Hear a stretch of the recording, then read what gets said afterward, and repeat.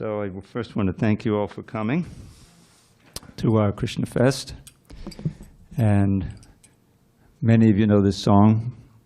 This is a song Srila Prabhupada would always sing before class. And it evokes the mood of Krishna in Vrindavan. Krishna's there, Radharani, Yashoda, the gopis, the cows, all in a short song. Jaya Radha Madhava Kunjabi Hari.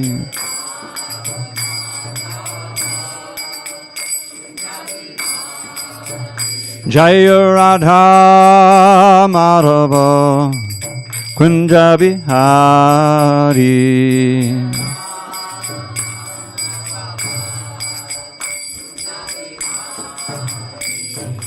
Gopi Janavallabha Girivaradhari.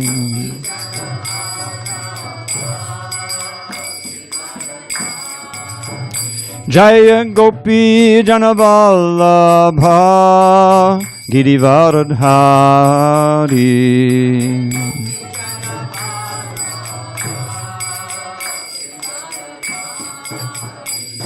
Yashodanandana Vrajana Ranjana.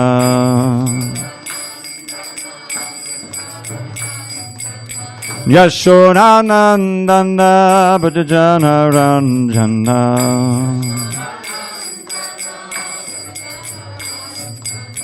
Jamuna Tira Vanachari.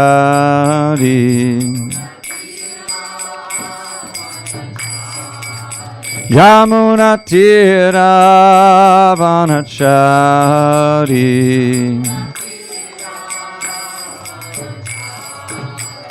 Jaya Radha Madhava Kunjabi Hari.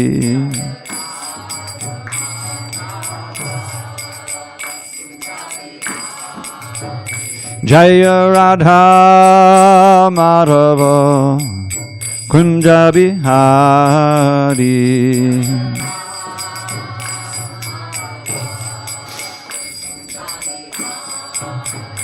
Jaya Radha Madhava Kunjabi Hari.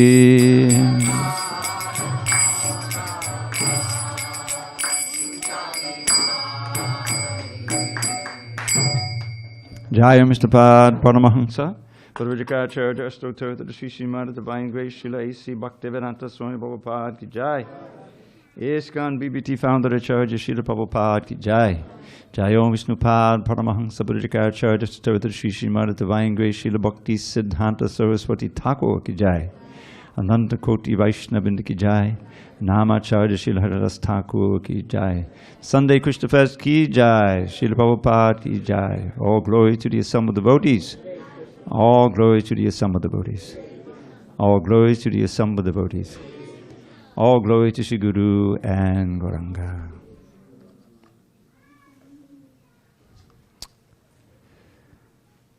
So on this 30th day of January 2022 in San Diego, speaking at the Krishna Fest in San Diego.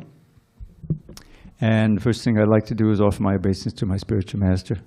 Nama Om Vishnu Padaya Krishna Prestaya Bhutale Srimate Bhakti Vedanta Swami Niti Namine Namaste Saraswati Deve Gauravani Pacharine Nirvishesha Shunyavadi Paschatya Deshatarine Om Jnana Timarandasya Gyanandana Shalakaya Chakshu Unmilitam Mena Tasmai Shri Gurave Namah. I was born in the darkest of ignorance, but my spiritual master Srila Prabhupada opened my eyes with the torchlight of knowledge. I offer my humble obeisance unto him and all members of Sri Parampara. Yeah, I think we're going to have to close the door. So, tonight I want to speak a little bit on something that it may stretch our, muscles in terms of understanding. But I think it's important to introduce this, and we can discuss. So the official title of this little talk is the Gaudiya Vaishnava Theology, the Perfect Balance of Head and Heart. Gaudiya Vaishnava refers to this line of Hare Krishna coming down from Sri Chaitanya Mahaprabhu and his followers. And the theology is one that is part of a long line going all the way back to Krishna. But especially it emphasizes the presence of Sri Chaitanya Mahaprabhu and the emphasis of this congregational chanting of the holy name, especially the Hare Krishna mantra. And there's a quote from the 3rd chapter of Srila Prabhupada's Bhagavad Gita as it is, in one of his purport, in the purport there.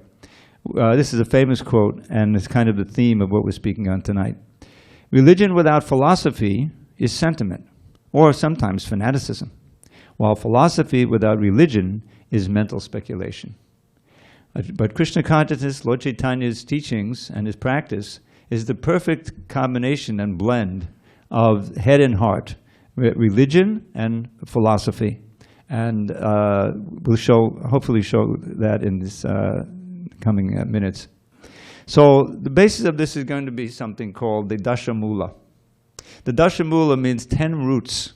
10 roots of the philosophy that form the foundation and the basis of all the teachings in all the books. And these were originally formulated by Srila Bhaktivinoda Thakur.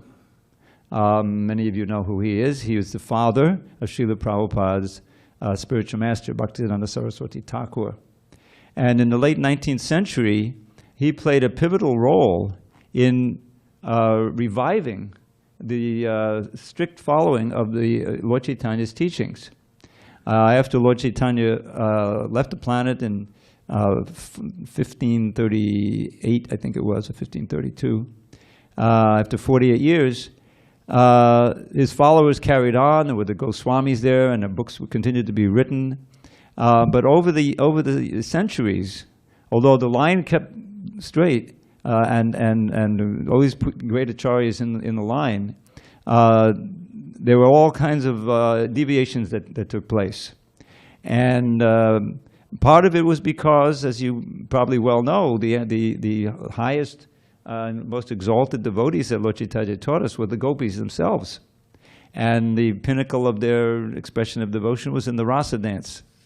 And so what looks like boys and girls dancing together, like which it isn't actually, it's the highest form of selfless service to Krishna,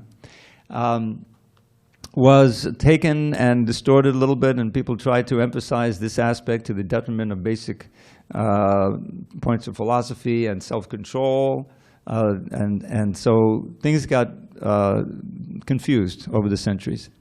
But Bhaktivinoda Thakur, with great effort, he revived the actual strict following of Lord Chaitanya's teachings. And so in his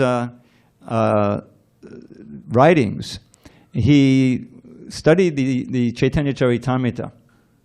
The Chaitanya Charitamrita by Srila Krishnadas Kaviraj is regarded as the most authoritative biography of Lord Chaitanya, and it most completely expresses the philosophy that he taught and practiced.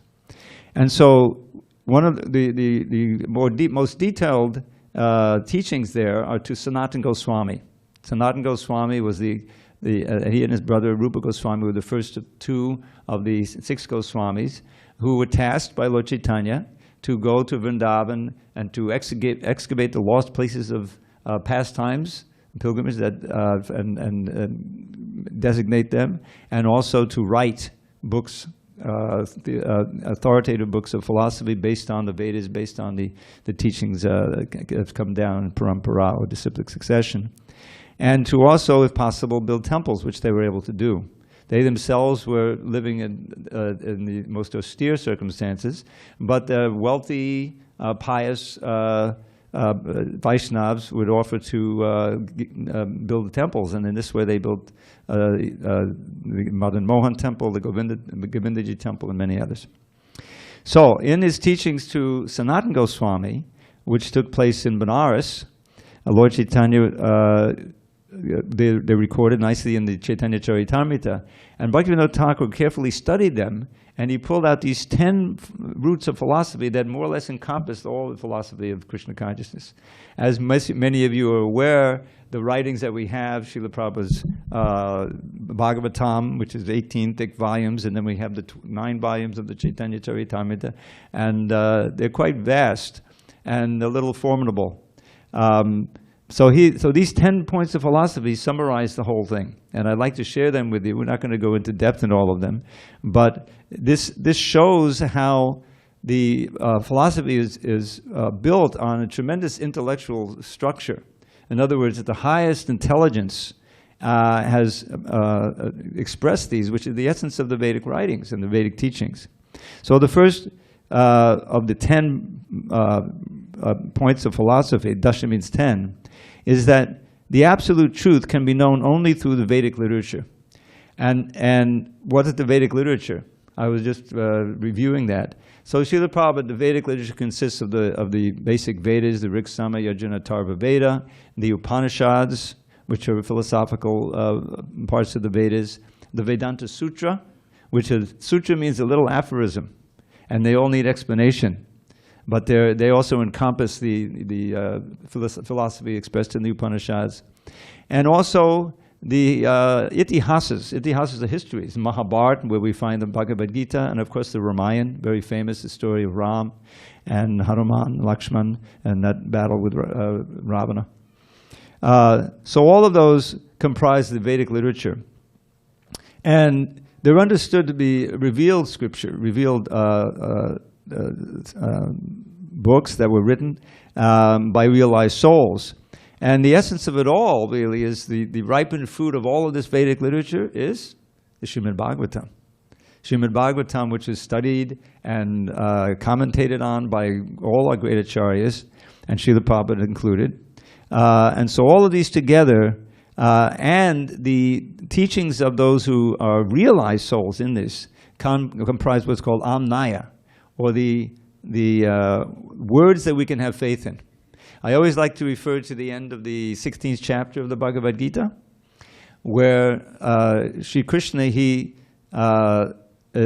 speaking about, of course, the divine and demoniac qualities there. And he says that there's 3 gates leading to hellish existence: lust, anger, and greed. Trivadam nadakasedam dwaram nashanam atmana kama krodha tata lobas tasmareta trang tajait.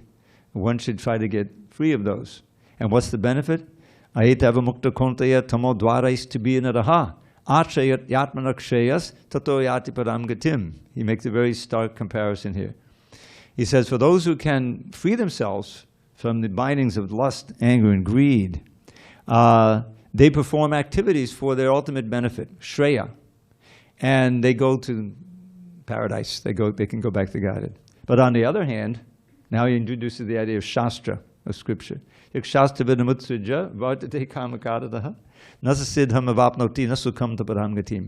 one neglects Shastra, which Srila Prabhupada dedicated his life to giving us, you know, he had his movement, but he was always writing the Bhagavad Gita and the Srimad Bhagavatam, Chaitanya Charitamrita, and other books, Nectar of Devotion.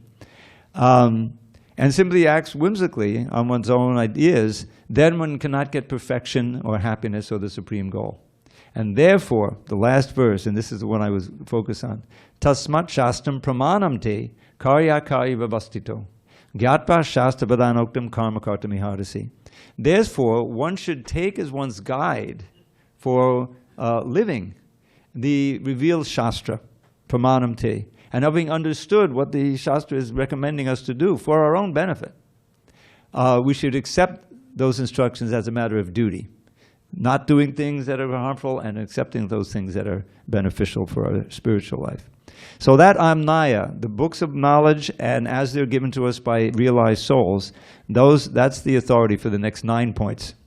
So what's the first, or number 2, is Krishna is the absolute truth, the Supreme Personality of Godhead. This whole movement was founded to prove that, and to show that a life built around that conception is the most auspicious, joyful, and fruitful life that one can live. So that's the first proposition. Number 3, Krishna possesses infinite and varied potency. So who is this Krishna? What is his qualities? So the idea that God there's a Shaktiman and the Shakti. This word Shakti, I'm sure, is an English word by now. It means energies. Energies. And we're familiar with that. We're sitting here, the electric lights are burning. We ourselves are our bodies are moving because of energy we're getting from the food we eat and the air we breathe. We're all very aware of that now. And so energy is everywhere. But in Krishna theology, which is, by the way, summarized in the Bhagavad Gita, Krishna gives us a very distinct view and of what that means. First he says, there's these material energies. This floor we're sitting on. By the way, I'd like to give you some information probably 99% of you don't know. That this beautiful floor, when I first came here, there were ripples in the floor. It wasn't this floor. There was another floor that was from the, right? You remember, Dee remembers. And okay, you know, that's okay. We go up and back and we get a little bit of a hill down there. Like, that's the way it is, ecstasy. But we really need a new floor. Dharma Setu Prabhu, he was the president here for some time. And he raised the Lakshmi and he had the design and this floor put in. Plus these chandeliers. We had another set of chandeliers which weren't nearly as nice as this. So there are many people who contributed to this wonderful temple and its design, but he was the one for the beautiful floor we're sitting on. So, earth, this is solid matter. Earth is one of the energies. Water and all liquids, that's the next one. Fire, electricity and the heat, that's another energy of Krishna's. This is all Krishna's energy. Air and other gases, that's another category of energy. And then there's the space where everything is located. That's another one called ether. And then there's these subtle energies that we're very familiar with, but we can't see them. The mind. Everyone has a mind here, obviously, but who can see it? Can't see your own mind, but we know we have one. And we know we can get disturbed and all that. And then the intelligence, your discriminating faculty, that's another one. And finally, the sense of self, called the ego. This is another energy of Krishna's. Now, all of these energies are inanimate. None of them are alive, but we're completely engrossed in them and wrapped in them, and we experience their interactions with them at every moment. So this is where it says Krishna is possess infinite and varied potencies. So these are all part of the material energies. Now it's important to know this because this is part of what's called sambandha. There are these three different categories of understanding. Sambandha, abhideya, prayojana. Sambandha we're familiar with completely. Not on a spiritual level, perhaps, but in everyday life. Suppose you have a facility, you have a tendency to be a car mechanic. When I was growing up, there were certain guys who loved to play with cars all the time. I wasn't one of them. But, you know, those are the guys that maybe they became car mechanics or whatever, you know, because they're fascinated by cars, you know, driving them. And so you can't just go in there and start, especially today, it's much more complicated. Start, you know, mucking around with the hood up and expect to get anything done. You need to know how it works. So you need a teacher. You need to be an apprentice there and find out how all of these different elements relate to each other and everything. This is, and then if you become expert by studying, then you can practice abhideya, which is the practice of being a mechanic, you see? And then you get the goal, prayojana, which is a nice secure job, salary, whatever, you know, that's a goal. So these sambandha, abhideya, prayojana is there even in ordinary material life. But in the spiritual life, in this Gaudiya Vaishnava theology, sambandha means what is our relationship with God, what is his relationship with this world, and what is our relationship with this world. Well, sambandha means relationship. So that's a basic aspect of our philosophy. And this is why the first step is always, who am I? What am I? And Krishna answers, you're another one of my energies. Each of us is also energy, but categorically different kind of energy than earth, water, fire. We're alive, we're conscious. But we have a tendency, obviously, we're all sitting here, to be enwrapped and engrossed and deluded by Krishna's external material energy. And so this is our nature, but we remain that spiritual energy. The first lesson of Bhagavad Gita that we learn in the second chapter is that you're pure spirit. You're not matter. You're not this incredible conglomeration of this machinery called a human body. There's so many, obviously, so many engineering, you know, factors in this. There's an intelligence behind it. But we're none of these things. We're not the bones, we're not the blood, we're not any of this, we're not even the brain, we're not even the mind. We're the pure spirit soul, eternal, We eternally exist. But we are still energy. And why are we called marginal? Who can say? Going on. Why are we called marginal energy? Yes, because we have a tendency to be engrossed in the material energy or in the spiritual energy. We have a freedom to do that. And we have chosen to become enwrapped in this material energy. But it's not our natural state, and it causes great suffering. Because eventually this machine breaks down, whatever machine we're in. We happen to be human beings now, most fortunate. But we've been in other lower species of life, and every time, eventually we have to leave that and keep going up and down. So this is not our happy eternal existence in the spiritual world. We're in a state of reform, or it's really a prison house. That's what Durga means. The word Durga means you can't go. Is that what a prison means? It's a fort or a prison. So that's the first thing. Krishna, he possesses infinite energies. But he's not just a big powerhouse. He's a person. And he's an ocean of rasa, relishable, loving exchanges with his devotees. So Krishna's expansion into this material world, and he also doesn't abandon us here. He also comes. He's with each of us right now as a super soul in our heart. He stays with us. Now, why would he do that? And this is where the heart comes in. Because he loves us. We are his offspring. Every single living entity, not even just human beings. We're all, what do you say? Sarvi yonisha kuntaya murtiyak sambhavandaya. Tasam brahmam aham bija padakpada. I am the seed-giving father of every living entity. So he doesn't want us to be suffering all of this birth, death, old age, and disease in this world. He wants us to come back. And so he stays with us as the super soul, trying to give us good advice, but we don't want to hear it. You know, we're rebellious. We try to enjoy, and we keep suffering. So he comes outside as the Shastra, the scripture, and as realized souls like Srila Prabhupada who can teach us. And so in this way, he's trying everything he can. He has absolutely no selfish motive for this. It's all simply to help us to come back to the spiritual world. And this is an essential part of this whole lesson, is that we have to have trust in this higher source of knowledge, because we can't perceive these things. These are called transcendental adhokshaja truths. And we can have that faith planted in us by association with great souls who are realized in this science. And that's where Srila Prabhupada played this essential, absolutely essential role. He gave us not only the teachings, but an example of someone who's realized in the teachings. And he never exploited it. In other words, he came with $5, nothing, to America. When by Krishna's arrangement, he had thousands of disciples and millions of dollars at his disposal. He was still as austere as when he stepped off that boat. The nice example is when he was able to get this wonderful facility in Detroit, this Fisher Mansion, for a few $100,000. It was really worth millions of dollars. But Prabhupada's skilled bargaining technique and Krishna's mercy. So there he could have retired. That was, I don't know, 75, 76 probably, I think. And Prabhupada's health wasn't that strong, and traveling all the time. I mean, he was always speaking, yeah, I think I'll stay here in Vrindavan and write, but he never did. He would always go.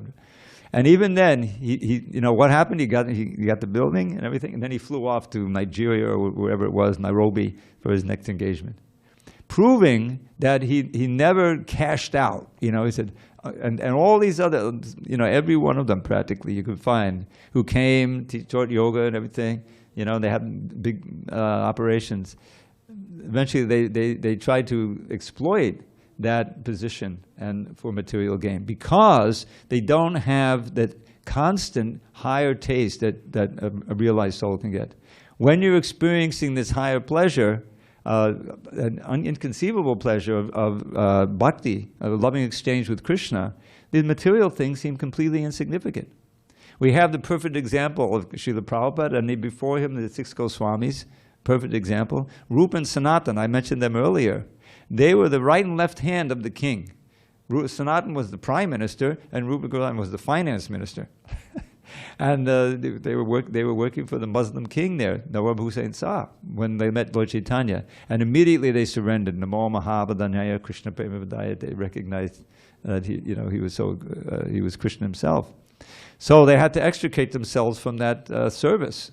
And it was not easy. Sanatan was arrested, and Rupa, had some money put aside. He was able to bribe his way out, So from that position of high power and wealth, they came to Vrindavan, and they lived as austere as you can possibly live.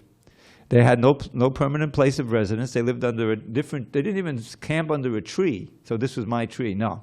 Different tree every night they're living under. And with the clothes, whatever they could gather, discarded clothes, eating as little as possible, begging something from different places so they wouldn't be dependent on anyone. And they had no residence. But what was their state of mind? What was their actual experience? It's described in one prayer to the Goswamis. Gopi bhavara sarmatabda dahali kallola magno mahor. Again and again they were diving into the nectar ocean of the highest ecstasy of bhakti, which is the gopis' love for Krishna. In other words, they were experiencing the highest pleasure. And Srila Prabhupada was the same way. So his motive in moving, going everywhere, was simply to save us. To go to the next place, he could plant more seeds of faith and get more devotees involved and so forth. And so that's proof that there's no material motivation here. So going on. Krishna is an ocean of rasa. Krishna lives for that. Rasa Vaisa, it says in the Vedas. He is himself rasa. He expands himself as us and all living entities, so he can exchange all these different loving relationships. That's what's going on in the spiritual world. Nobody's dying. No change is taking place. Not a second passes, on. It passes. It's simply the eternal present. But we decided that we wanted to try to imitate Krishna, and so we've been suffering for all these years. So, who are we? Krishna, it describes Krishna. Every soul is Krishna's minute, separated part. As Krishna says in Bhagavad Gita, those who know this verse, Mamaivangsho jiva loke jiva bhuta sanatanaha manakshastan indriyani pakatistani karshati. 15th chapter, Krishna is saying, all the living entities are my anksha, meaning that they have my qualities in minute degree. And they are my anksha eternally. That's our eternal swarup, you see. So, we're minuted, and we're separated from God. We never merge with Krishna. We are eternally individuals, as is Krishna. That's said right in the beginning in the 2nd chapter. So then, certain souls are swallowed up by Krishna's illusory external energy. That's us. How did we get this way? Simple. We turned our back on Krishna. We decided that we wanted to imitate Krishna rather than serve Krishna. Why? No one can say. Because we have that minute independence. Krishna has infinite independence, and we have a minute independence. So this is our independence. But what happens when we exercise it that way? We lose some of it. We lose a lot of it. How independent are we? If we can't breathe for the next minute, we're all keel over. We're completely dependent on the air, on the sun, on the water, everything. Our body is this vast machine working in circulation. Our independence is illusory. And what the Krishna Consciousness philosophy does is let us understand our real situation and work to transform our consciousness so that we can break out of this bondage of birth and death. Okay, we're all going to have to die one more time at least, but that doesn't mean that it has to continue perpetually. The whole idea is that overcome the bondage of birth and death by practicing this Krishna consciousness. Krishna promises, simply anyone who understands my birth and my activities in truth will not come back again, will come back to me. So how to understand that? By practicing the principles of devotional service. Certain souls are swallowed up, but certain souls are released from the grasp of Krishna's illusory external energy. Now, we should be interested in that. How can we be part of that group that gets released? Then we pass from sambandha to abhideya. In other words, now that we know the basic principle, who we are, who is Krishna, and what is this world? It's made up of his energies. Now we need the process by which we can realize this in truth, to go from gyan to vigyan. Gyan is knowledge. Just like you may have heard somewhere, there's a new shipment of organic honey that just came into Sprouts. different, all different kinds of flavor, different flowers, you know. Oh, that's interesting. Should go there and get some and offer it to Krishna, right?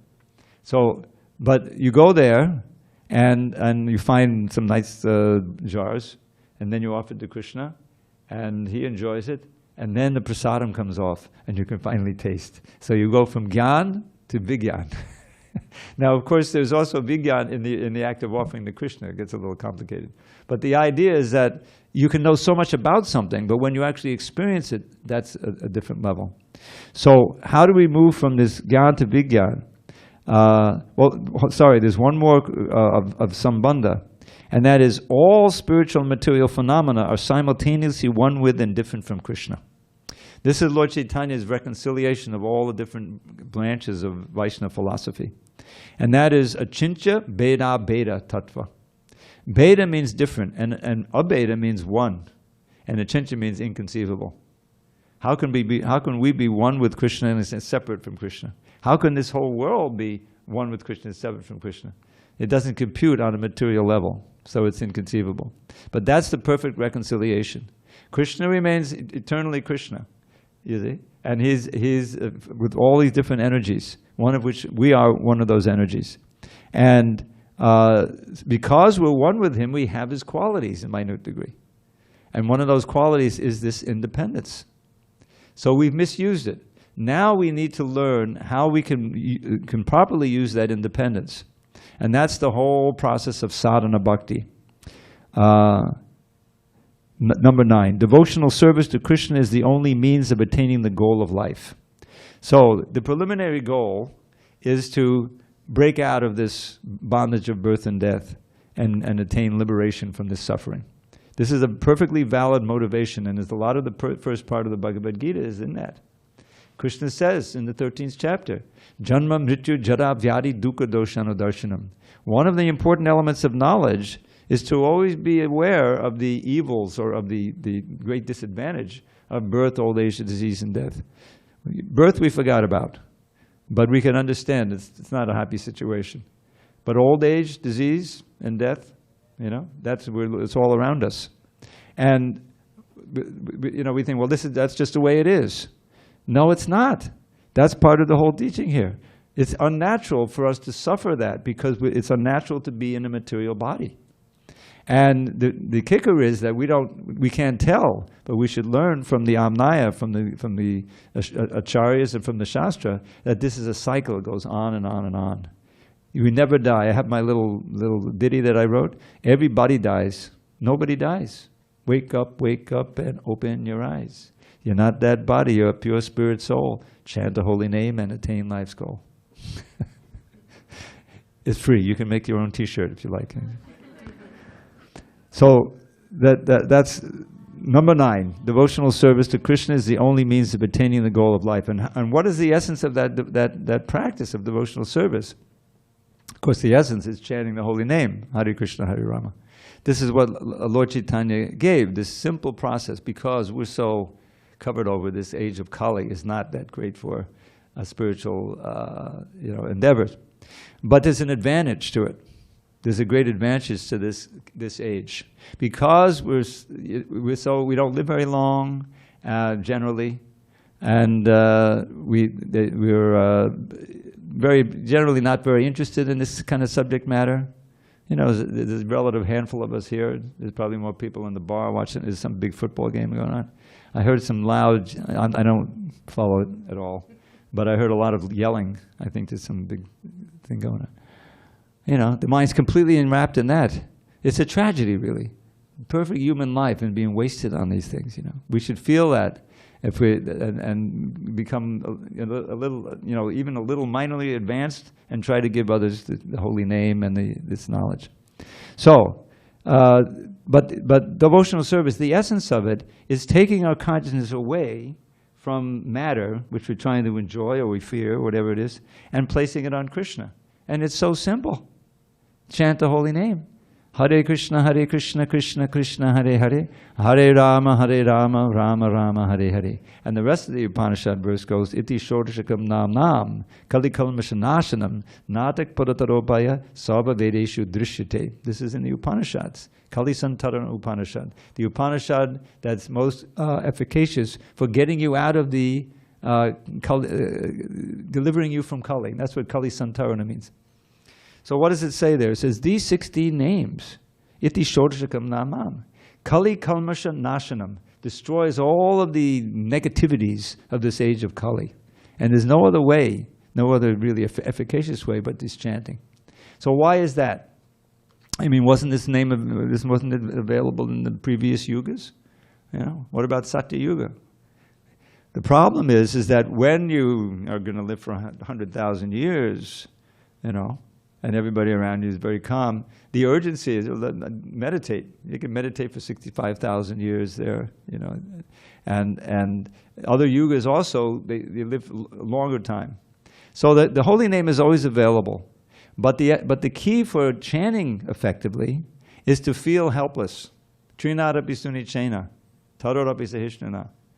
That if you really recognize the situation, we are desperate here. Who is that devotee in Japan? What does the Hare Krishna mantra mean? It means, I need help.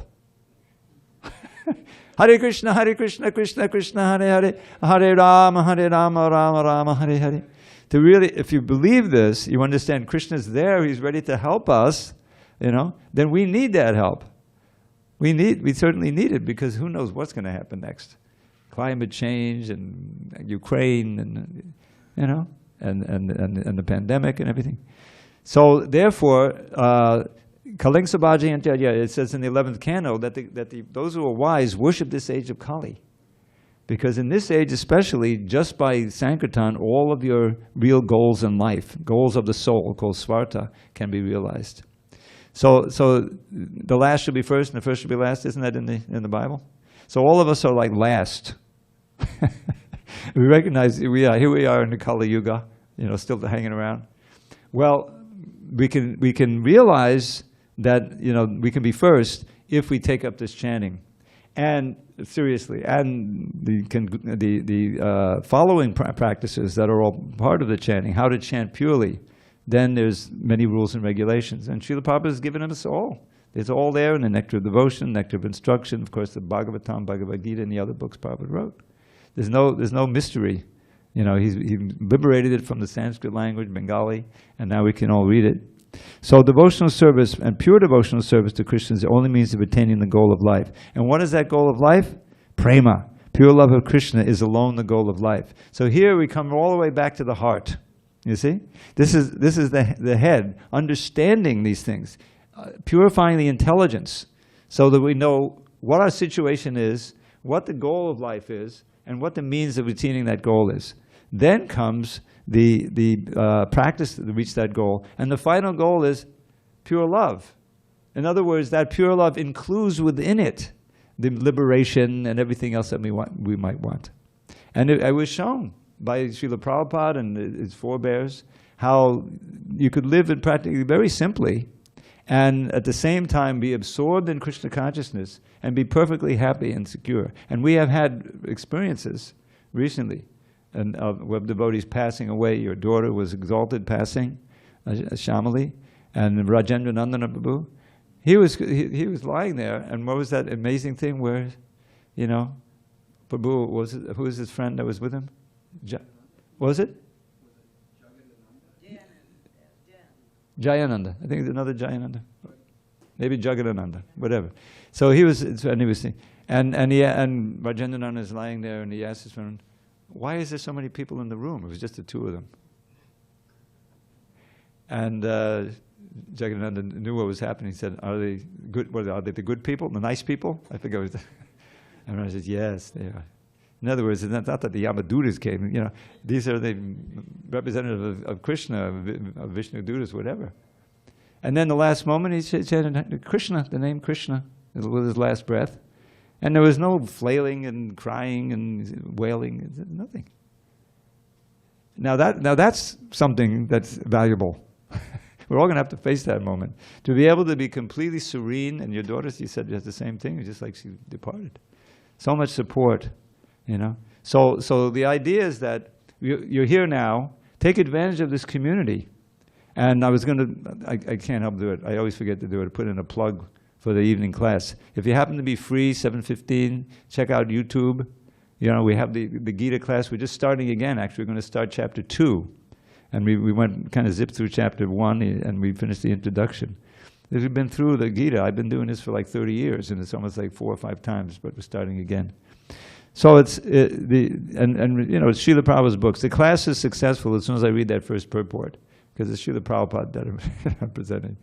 And the whole idea is that our intelligence, this is the advantage we have as human beings, when it becomes purified by hearing, and we understand and practice, and we're experiencing the benefits of Krishna consciousness, then we become determined. We can get the determination to give up those things which are impediments to devotional service and take on practices which are it's not, you don't have to leave your home or your station, but you need to add Krishna consciousness and learn how you can progress in devotional service. And that's our only joy, you know. I'm not getting any fee from this, you know. But my only wish is that you would, you know, take up Krishna consciousness more. It's just like, you know, I'm swimming in an ocean of slokas. I'm the sloka guy from day one practically, because I always had an affinity for the Sanskrit language. And while I was, you know, Bhakti was washing the plates, Dehi nosmin yata dehi, what was it? Komaram yovana, you know, memorizing verses. And so the Bhagavatam has 18,000 verses. And we just had one, I'll share with you. Just yet, today, our friend Balaram here gave a beautiful class on this verse that this is the only time I ever did this. I encountered this verse first when I was in Toronto in I forget it was, maybe 10, 12 years ago. Gopal Krishna Maharaj was there for the Ratha Yatra, and he gave class on this verse. He says, oh, this is a great verse. And I didn't have a book or anything. I didn't have an iPad or anything. So I looked at the verse, and I kind of know those words. I memorized it right off the board. And so, but I had forgotten it. You know, I'm getting old. So we just came upon and said, oh, this is the verse again, an old friend. So this is a verse. It's kind of a seminal verse. It really gives all the Krishna consciousness in a nutshell. So he says, Tasman naro sanga susanga jata jnanasine naiva vivrikna moha hading tadiha katanashutabhyam labdasmatir yat atipadam advanaha. Yeah, I'm sorry, my memory isn't what it was. So what this says is, here's Jada Bharat. There's a whole story we could tell, but we don't have time. But Jada Bharat is a great soul. He's the son of Rishabdev, but actually this is his third incarnation. He went off to he was impatient. As a young man, he went off to the Himalayas and did meditation. And he got distracted. He was already at Baba. He was thinking of Krishna. It was all bhakti. But he was alone. And then this poor fawn was in trouble. Her mother died, was threatened by a lion or a tiger. And so he was the only father for the fawn. And, you know, any soft-hearted Vaishnava would take care of this poor fawn. But he got attracted to this fawn, and the fawn got attracted to him. And before you know it, he was completely attracted. And he died thinking that the fawn became a deer. But he could remember his past life, and so he didn't hang out with the other deer. He kind of nuzzled up to the ashrams where they would, you know, they were chanting about how he could, and eventually he left and became a Brahmin. He was born into a Brahmin family, but he pretended to be dumb. Literally, he couldn't speak. You know, that he couldn't speak, and so what to do with him? You know, eventually he got dragooned into being a palanquin carrier for a king, King Rahugana. But he didn't want to hurt the ants, and so he would, you know, move this way, that way. He was messing up the palanquin carrier. So the king became very sarcastic and angry and everything. And then finally, Jada Bharat spoke, you know, after all this time, and he spoke pure philosophy, incredible. It's all recorded in the Bhagavatam. And the king was pious. He got off his palanquin, jumped down, offered his dandavats, you know, and then we were in the middle of this instruction. So this is one of the instructions. So he says, Tasman, therefore, it's the end of a chapter, short chapter, but the end of it. A human being by these two processes of giving up bad association and associating with devotees, there's two sides to it, can develop the sword of knowledge by which to cut off the net of illusion, you know. And then, in that enlightened state, you hear and chant the pastimes of Hari, of Krishna. Haring tadiha katana shritabhyam. And the pastimes include the Bhagavad Gita, you know, because that's a pastime of Krishna. So you continue that, and by this process, labda smatir, very nice word. Labda smatir can mean two things. Prabhupada takes it to mean that you regain your memory of your life in the spiritual world. It's all in there. This is why it feels so familiar, you know, and you can, so you regain your memory and you become more and more attracted to that. In other words, you develop your Krishna consciousness and you move very nicely on the path back to Godhead. Or it can mean, according to Vishwanath Chakravarti, that you regain your constant remembrance of Krishna. See, this is the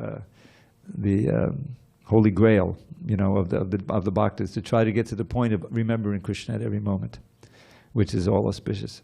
So that's just one of the many verses in the Bhagavatam that can give you inspiration, and so many verses describing Krishna's pastimes and Krishna's qualities and all of these different things. The Sanskrit language is exquisite. It's Sanskrit means perfectly composed. The aesthetics are wonderful. One verse I'll give you from the Chaitanya Charitamrita, quoted twice in the book from the Krishna Karnamrita. Very easy verse to learn. You can learn it right now. Madoram madoram babadasya vibho madoram madoram madoram madoram madugandi madusmita me tadaho madoram madoram madoram madoram. You can't do that in English. You wouldn't want to try. So what does madoram mean? It means sweet. So you know half the verse is made up of madoram. So what he says there, sweet, sweet is my dear Lord's form. Sweet is still his face, so fair. But his honey-scented, gentle smile is sweet beyond compare. It's a wonderful meditation. It's free. This is the way that the mind can be drawn to Krishna. That's the real attraction. And all of that is in the Hare Krishna mantra. You know, if you just want to chant Hare Krishna, chant Hare Krishna. But it's these other experiences help you to want to chant Hare Krishna all the time. So that's the perfect combination. And of course, there's much to be said of this. I have a whole slideshow here, which I turned into a PDF, which you're welcome to have if you write to me, Dravida108 @gmail. And I'll send you this and many other things. But mostly, just please read Srila Prabhupada's books. If you have a chance, come to the class or tune into the class on YouTube, whatever. And or just, you know, everything is available. You can get Prabhupada's lectures online now, Desire Tree, and listen to them, which are the best. You know, I just happen to be listening to lectures all the time. Prabhupada's reciting, he's dictating the introduction to the Gita. And that's in itself an amazing thing. He's all alone up in his office there, up in Riverside, and he's got this reel-to-reel tape recorder. And he says, he really said anyway, didn't know that how he would be able to start this whole thing and how it would develop. He would go down to the port and see what the next ship was back to India, but he never got on that ship. They asked him, Swami, you come here all the time, but you never get a ticket. He said, yeah, I know. and then the thing just took off, when he went downtown. But here he puts everything in this introduction. It became part of the book, and he's there, preaching to the masses through this one, even though he's all alone in that room. So anyway, there's so much treasure here that we have to share with you, and please take advantage of it. And that's my little presentation. If there are any questions or comments, we can entertain them now. Oh, we have a question over here, or maybe a comment. Okay.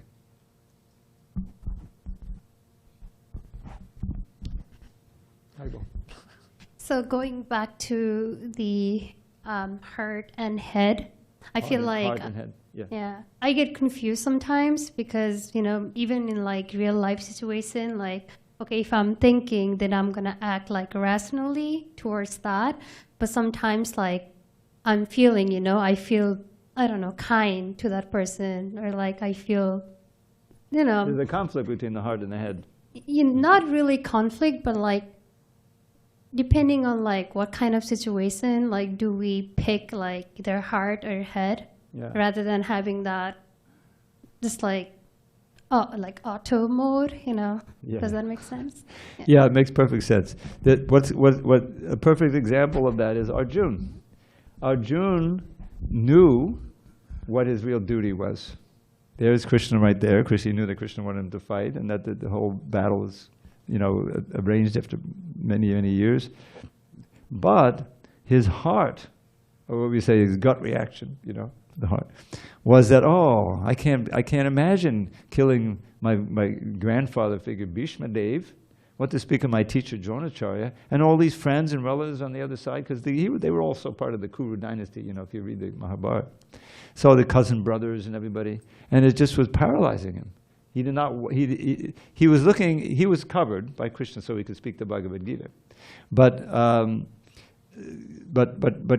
Krishna was there, and he knew what his duty was, but it was too much, you know, paining him, that he didn't want to do it, and therefore he came up with an argument from the Vedas why he shouldn't fight.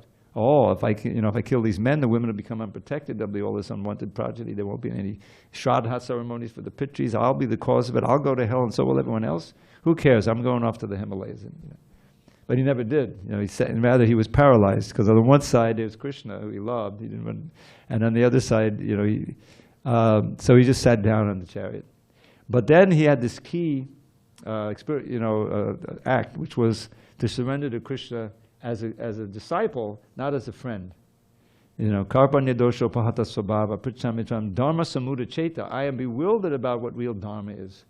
And so Krishna, you're the ultimate guru, you can please resolve it. I surrender to you, please now instruct me. And what does Krishna do? The first thing he says, he chastises him. He says, Ashochanam vashochastram pragyabanam shabashase, that you're lamenting for what's not lamentable. These bodies are just coverings on the soul. The soul is eternal. Nobody's going to die here. But everyone's going to leave their body, except you Pandavas, you know. But they'll all go to a better destination. And in fact, because Krishna was present on the battlefield, they all went back to Godhead, Krishna Prabhupada says. But the point is that Arjun, representing us, he's teaching us how we have to strengthen the intelligence to control the lower self. Because the heart is oftentimes controlled by the different lower modes of nature. We become attached to something that we shouldn't be attached to, and we get completely entangled. So the intelligence is the key. And there's forgive me, I always think in these shlokas, but there's a beautiful verse in the teachings of Sanatan, of Lord Chaitanya to Sanatan Goswami, which is how we started this thing. And this is a verse apparently written by Madhavendra Puri, but we're not positive.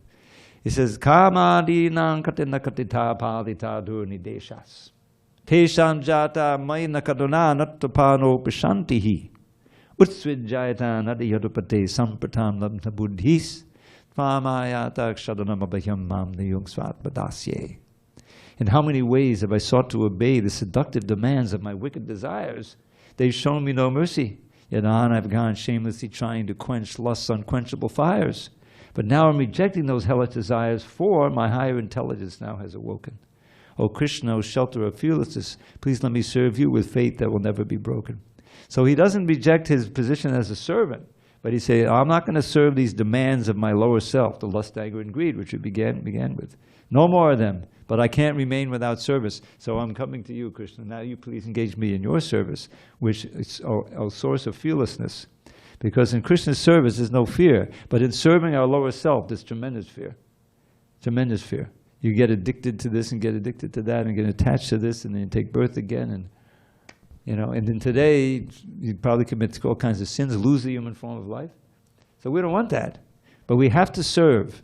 Therefore, the higher intelligence, when it's strengthened by hearing the Shastra and good association, we can direct the senses to connect to Krishna. And that's what this temple is all about. We can see Krishna's beautiful form. We can smell the incense. We can feel the lamp. And of course, we can hear the beautiful holy name, and we can take prasad. And each one of those, all the senses are engaged in Krishna. becoming purified. And then, thank God, we can say thank God. We lose the taste for all the lower things. That becomes conquered. It's the only way to conquer it. You can't just do it by repression. You have to do it by sublimation and dovetailing. Does that help answer? Okay. I think we should adjourn and have a little kirtan until 7:15. Is that okay? All glories to Srila Prabhupada. Thank you. Hari Ram.